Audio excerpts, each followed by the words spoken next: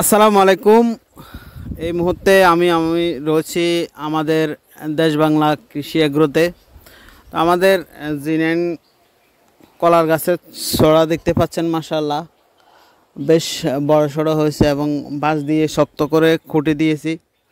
তো মোটামুটি আলহামদুলিল্লাহ আমাদের সবগুলো গাছেই ইনশাআল্লাহ ফলন এসেছে এবং খুব ভালো পরিমাণে ফলন এসেছে। দেখছেন আমরা যেই থোঁট এটি কেটে দিয়েছি এবং এখানে আপনার কিছু গাছকে বিটল পোকা আক্রমণ করেছে। তো এটির জন্য আমরা আপনার যে ওষুধ কীটনাশক দেওয়া লাগে এটি দিচ্ছি। এবং এদিকে খেয়াল করবেন, আমাদের যেই কলা গাছে কিন্তু প্রত্যেকটিতে একটি করে গাছ রেখেছি আমরা শুধু, যার কারণে কলাগুলো ভালো আছে। তো এভাবে আমরা কেটে ফেলতে হবে। এবং এই জি9 কলা কিন্তু বিশ্বব্যাপী একটি খ্যাতি রয়েছে, আন্তর্জাতিক মানের একটি কলা। এই কলা গাছগুলো আমরা সংগ্রহ করেছিলাম মাদারীপুর হর্টিকালচার থেকে।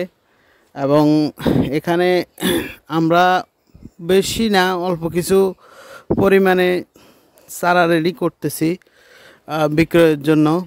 হয়তো বেশি দিতে পারবো না, 20টা 50টা এরকম আমরা চারা হয়তো সেল দিতে পারবো।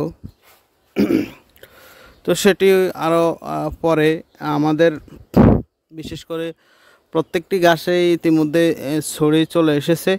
এবং আপনাদেরকে যদি দেখাই, এই এই এই দেখুন, এটিও ছড়িয়ে আসতেছে অলরেডি ইনশাআল্লাহ।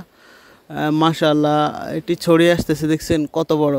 আমাদের দেশি যত বড় কলাই হোক না, যত বেশি হোক না, এরকম একটা কিন্তু এটা প্রায় আপনার বের হওয়ার সময় 2 হাতের মতো একটা থোঁড় বের হয়, যার কারণে কলাগুলো অনেক বেশি হয় এবং অনেক বেশি পরিমাণে কলা ধরে এবং এগুলো অনেক বড় হয়। তো এ পর্যন্ত আমরা যতগুলো গাছ আছে ইনশাল্লাহ আশা করি কম বেশি আমাদের প্রত্যেকটি গাছেই আমাদের আল্লাহর রহমতে কাঙ্ক্ষিত ফলন কিন্তু চলে এসেছে। তো আপনারা সবাই আমাদের এই জি9 কলার প্রজেক্টের জন্য দোয়া করবেন। ইনশাল্লাহ আমরা আমাদের যে কাঙ্ক্ষিত লক্ষ্য আছে সেটিতে যেন ইনশাল্লাহ আল্লাহর রহমতে আপনাদের সকলের দোয়ায় পৌঁছাতে পারি, সেই দোয়া ব্যক্ত রেখে এখানে শেষ করছি। সবাই ভালো থাকবেন। দেশ বাংলা এগ্রো প্রজেক্ট থেকে আমি মোহাম্মদ জাহিদুল ইসলাম নিশান আপনাদের সাথে যুক্ত রয়েছি। আপনাদের কৃষি বিষয়ক নানান সমস্যা এবং জটিলতা নিয়ে আমাকে আপনারা নক করতে পারেন। ধন্যবাদ।